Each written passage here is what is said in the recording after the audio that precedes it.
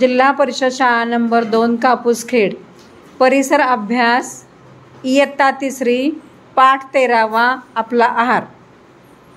चला जेवायला बसू. तर राजू दिसत नाही.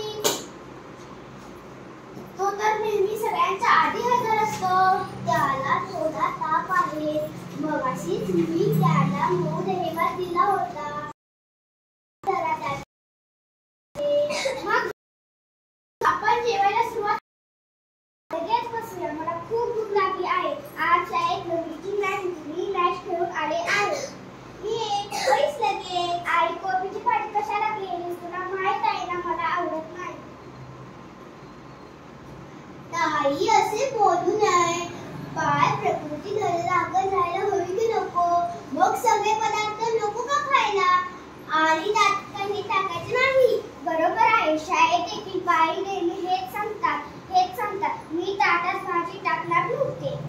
आता कसे शहाण्यासारखे बोलली? बाबा हे काय तुम्ही एकच भाकरी घेतली? तुमचे तो कचेरीत बैठे काम करतो. त्याला भूक कशी लागणार? आम्ही अंगमेहनतीची कामे करत होतो. एका वेळी 4 वाजल्या फस्त करायला माझे वय झाले आहे. पहिल्या काही मला भूक लागत नाही. हो ना. सासूबाईंचे जेवण किती कमी झाले आहे.